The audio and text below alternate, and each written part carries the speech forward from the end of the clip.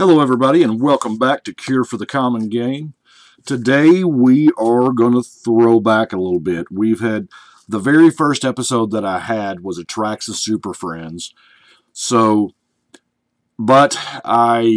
was the first video I'd done. I wasn't really sure how to display the cards. There was a lot of glare, most of which it was just unreadable, and some cards have come out since then, and so what I thought I would do is I would revisit Atraxa Superfriends.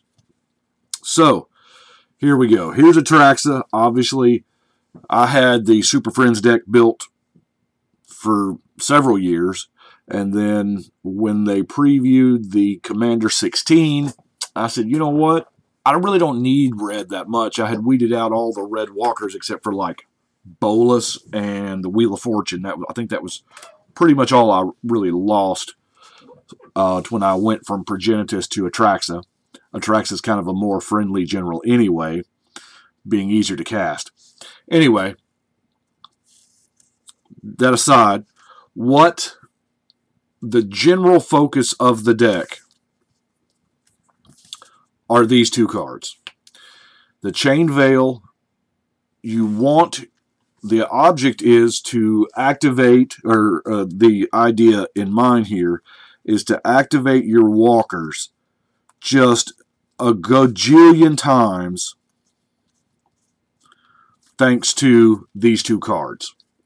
Because the two artifacts that you are untapping with Tezzeret is the Gilded Lotus and the Chain Veil. So you spend the 4 mana, you get to activate all your walkers again. Your Tezzeret activation untaps the Lotus and the Chain Veil.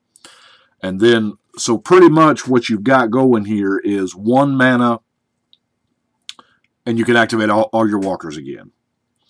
That is kind of the combo I built it around, is abusing the Chain Veil, which from what I understand is what Liliana is trying to do anyway. So that's the combo. So what I tried to do was try to get cards in there that help the combo. Now, I think my average converted mana cost is somewhere around 3.5 to 4, so I do have a few. Like the Metamorph is one of 2 creatures in the deck. Technically classified as a creature. Most of the time, though, it's going to be a mana rock when I cast it. The only other creature is Doublefish. Now, the Doublefish is absolutely beautiful. The more I play with this card, the more I love it, because it's any number of target permanents. It does not let you, in like infect decks, it does not let you double the amount of poison counters or energy or experience or things like that. But for our purposes here, for the walkers, it's amazing. Now, we will go ahead and get these out of the way first. These are the blow up the world spells that are carefully selected to not mess with your walkers. Obviously, we don't have a lot of creatures, so I'm not real scared to blow up all creatures.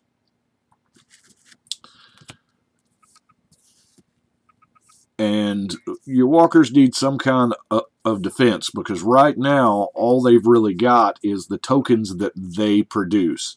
Marshal Coup makes some blockers, but if they've got flyers, there's an issue in and of itself. I have made a few changes to the deck since Kaladesh and Aether Revolt have come out. We'll show you the other mana rocks I've got here. Of course, the Chromatic Lantern, it's a 4-color deck. Darksteel Ingot, Soul Ring, of course. And this may be one of the best decks for Coalition Relic, simply because when you tap it to put that counter on there, you can proliferate it on that counter. Now, I've thought hard about the blue enchantment that says when you cast a spell, proliferate. I'm unsure. So it may make the cut at some later point in time. I only have 2 oaths in here. Oath of Nissa, which is more or less mana fixing, and Oath of Jace, which is that scry ability it's going to help us get to our combo faster. Speaking of getting to our combo faster, Sensei's Divining Top. That's a new addition. It wasn't in the previous iteration. I just really need it to help get to that combo quicker, to help find that Chain Veil, to help find that Tezzeret. And, I mean, I've got a few other things to help find the Tezzeret, obviously. Now, the interaction with those two is pretty neat because you can set by repeated viewings, you can set your top 3 to where you're going to get what you want there. So I felt that was kind of neat. Some of the obvious includes, we're playing with a bunch of tap lands, and even this way we don't have to pay the 2 life on some of them, or some of them just flat out Amulet of Vigor. Also, Amulet of Vigor helps against those, all your stuff comes into play, tapped cards. What is it? Authority of the Council, that 1 mana enchantment, and I know Urabras does it too, so it really helps beyond just saving your lands. Now, we've got the Ghostly Prison and the Teferi's Moat. Of course, we can't talk Super Friends without having a doubling season. Doubling season is actually kind of what made me want to build this deck.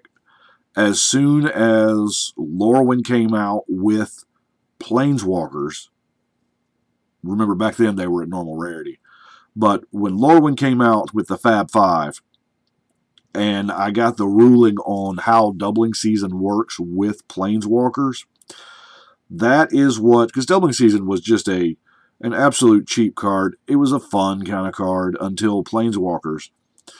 And Planeswalkers broke doubling season. They didn't exist when they made this card. Of course, this is a pet card of Mark Rosewater, obviously. And it was just not foreseen.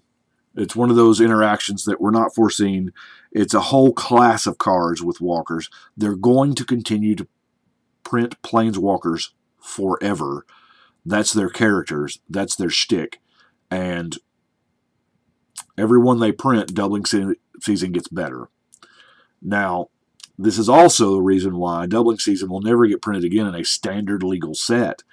Because, I mean, all sets are going to have walkers. They have to you know, be a good selling point. But, anyway, doubling season's great. It's perfect for this deck because it doubles your counters on walkers. It doubles the tokens that, I mean, now Elspeth's making 6 tokens, and good lord, let's not even think about the Martial Coup. But doubling season, all-star of the deck. If you don't draw it, go get it. And if one of my absolute favorite cards from Aether Revolt, that y'all will probably see this a lot because I am trying to get everyone I can get my hands on, because Planar Bridge is amazing for when you just got to have that answer and you can do it at instant speed.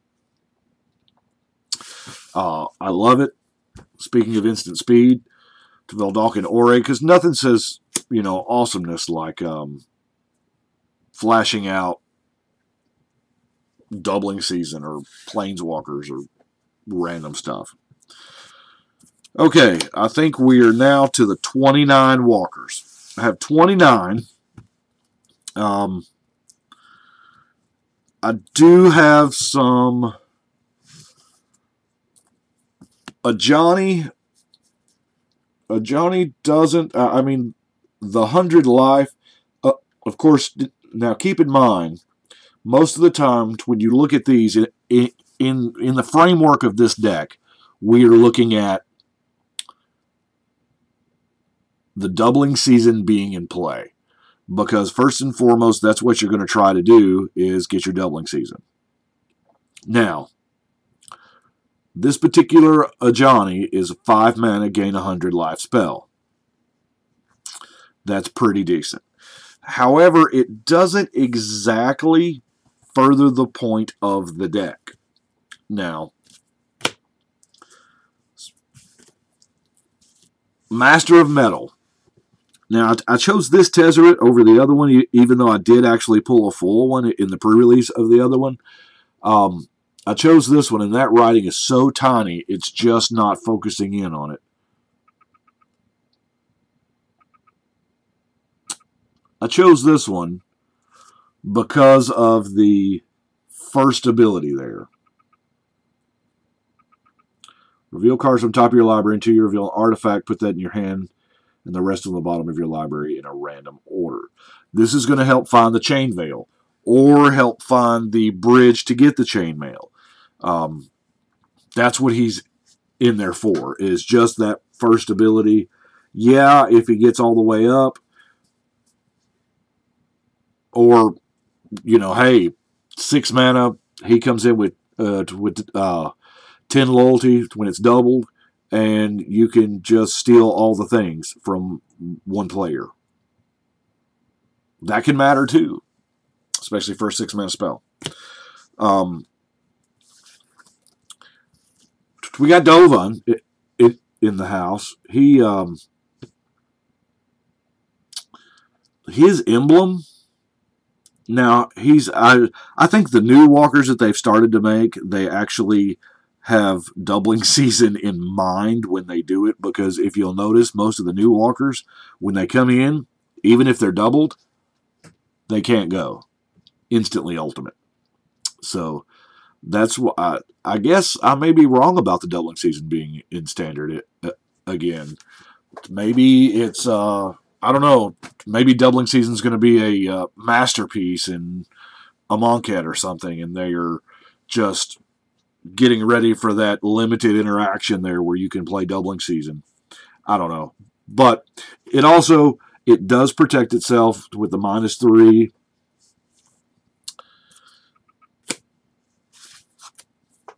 Obviously, the Wild Speaker untaps your lands, which is going to be a big help. Now, Nakesa made the deck simply because each opponent discards a card and you draw a card. Now, I like her. I especially like the fact that she has no ultimate, and her ultimate is her first one. You blink her. Because what it says to me is blink her and double fish, and then return them back into play. So you can play her, activate her last ability twice, get her down to 1 loyalty, blink her and double fish, and just keep going. So she does help the cause by she does draw you a card, typically reserved for blue walkers, you know, so that's not bad. Also, new addition is Miss Narset. I'll admit the previous iteration didn't have Narset simply because I didn't own one, but Narset has since gotten crazy cheap, so I picked one up, and her +1 is you look at the top card of your library. If it's a planeswalker, essentially, or an enchantment, if it's anything in your deck except for Phyrexian Metamorph or Double Fish, you get to put it in your hand. Her ultimate is kind of sick. If you can put her in and ultimate her, she'll live through it. Can't cast non-creature spells. That's pretty sick. That takes out just about all of the Planeswalker removal. Johnny Unyielding is also new from Aether Revolt. Now, his ability, here again, that's an awful lot of text. What is that? 4, 5, 6, 7, 8, 9 lines of text. His inclusion rotates around his bottom one. A 5/1/1 counters on all your Elspeth tokens, and 5 loyalty on each other walker you control. Now, if doubling season's in play, that gets really silly. Keep in mind here again, he's also what I'll refer to now as doubling season proof. He comes in with 4, now 8, and it costs 9. So he's got to be around 1 turn to activate. Or, well, I say 1 turn. If you've got your chain veil shenanigans, it's a lot better. Speaking of which, we're just going to roll through some of these other ones. We have Ugin because, let's face it, he's Ugin. He's creature removal. It's amazing. We have the Living Guild Pact. Now, I cut down the Jace count by 1. There's only 3 Jaces now. I used to have 4 or 5. I can't remember. But I took 1 out for one of the new walkers. But there is the Living Guild Pact that essentially helps you filter. There's the Architect of Thought, which helps you filter, and Balerion. Now, those 3 are all about, getting the combo in hand, drawing the cards. We'll look at our 2 Elspeths now. Our 2 Elspeths are essentially just creating blockers. That's what they're there for. Yes, their ultimates are a little sick and really, really good. But that's what she's there for, is to make the tokens and to protect the walkers. That's the whole reason why Elspeth made the deck in the first place. We have the... Is that it for the Elspeths? Now we've got the Sorens. We have Soren Markov, which is a great EDH card because, let's face it, setting somebody at 10 life is awesome. The ability to pay 6 mana, he comes in with now double to 8, and you can 6 mana sorcery speed, Mindslaver someone, and him live through it. That's pretty strong.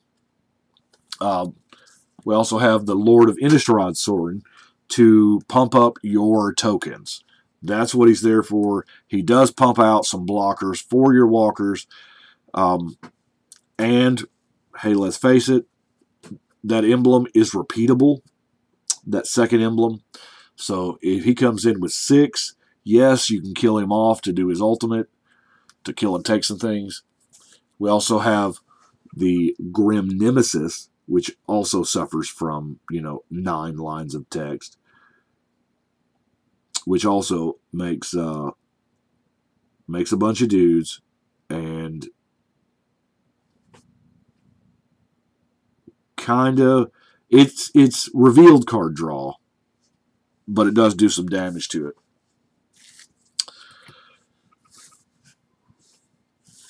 Let's go with the other 2 Ajanis. Now, the other 2 Ajanis there. Ajani Goldmane here is... he is a 4-mana giant token. That's pretty much all I've got for him. He might be another one to get the axe when I either get a better walker or another one comes out that I just absolutely got to put in here.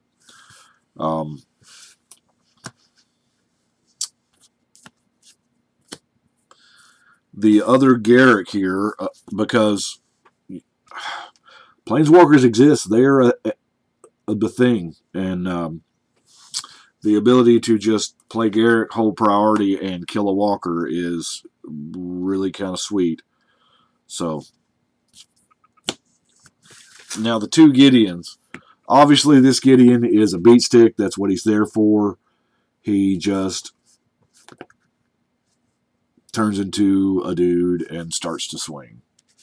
Now, this guy was Champion of Justice. I don't understand how they printed this card so damn powerfully for EDH. Now, granted, it does not rock in any other format, but in our format, this is silly. So I'm going to add loyalty to add more loyalty. What? All right, here. Put this up real close so we can read it. You put a loyalty on him for each creature target opponent controls. So you're going to add 1 to get 1. And then when he turns into a dude, his power and toughness are equal to the number of loyalty on him. I've had Gideon up in the 30s and 40s, okay? He's a one-hit kill. Yes, his ultimate is very, very tempting, and there are times when that might be necessary. Especially if it's, if you've got him up in the 30 and 40 range and somebody has got you just locked down for some reason or another, that's a good panic button there. But as of yet, it's a panic button I've never had to use. Of course, Kiora the Crashing Wave, here again, she is in there because I like making 2 Krakens, you know. She does have a little bit of card draw there. She's double proof in the fact that she'll come in with 4. A little bit of protection. Tammy. I actually have a new Tammy. I need to revisit and see if that... here again, it taps something down. And, have no max hand size. And read the last part of that last ability. You get an emblem with you have no maximum hand size, and whenever a card is put into your graveyard from anywhere, you may return it to your hand. I like the fact that it's a may, you can choose not to. I also like the fact that my Black Sun Zenith just keeps going back to my hand. And my Martial Coup. And by the way, she's the perfect doubler. She comes in with 4, doubles to 8. There we go. 5 mana equals emblem. Venser, of course, we got Venser. He blinks something. He comes in with 3, now 6. And that emblem is just disgusting. Simply disgusting. Of course, we have Liliana. Liliana just straight discards. And if there's a lot of dead things, she comes in, and there should be a lot of dead things because you've got a lot of blow up the world spells. So she comes in and just steals all the dead things. Because she comes in with 5, doubled now to 10, minus 8. Hey guys, what's up? I'll take all your dead things. Grave robber extraordinaire. Nissa, I'll admit she is in there exclusively to, she kind of does the things we're looking for. She's not exceptionally strong. You do get a plant, now 2 plants. She passes out a +1/+1 counter to your team, now 2 counters. And you gain some life and draw some cards equal to your lands. Now, she comes in with 3, now 6. So, yeah, she can draw you some cards. She can make you some dudes. But she's just not exceptional. That double green is what, I don't know. Of course, we have Vraska. Now, Vraska comes in with 5, now 10. And you get 6 killer assassins. Seems really, really good. And last card, but certainly not least, is Teferi. Now, I can never see myself... I have to. I say that. I'm going to have to eventually make a Teferi deck because my goal is to use all available cards as generals. But this one's going to be hard because the ability to, well, let's get up close so you can read his ultimate there. You get an emblem with you may activate loyalty abilities of planeswalkers you control in any player's turn at any time you can cast an instant. Now, that means I can do them on each of my opponent's turns. The planeswalker ability rule still applies as far as you can only activate it once per turn unless you've got your Chain Veil. I probably need to look into getting a clock for this deck, maybe an unwinding clock, so that I could, but that almost seems like win more, but let's face it, that's what Super Friends are.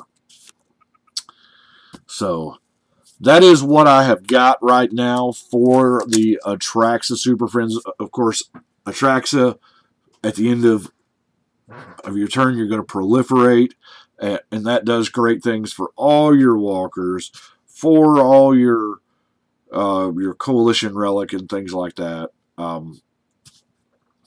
Really, absolutely, it's a great card. Wanted to show through the deck one more time so that there's a little better viewing of it. But right now, I do appreciate y'all watching. But it is time to shuffle and gut.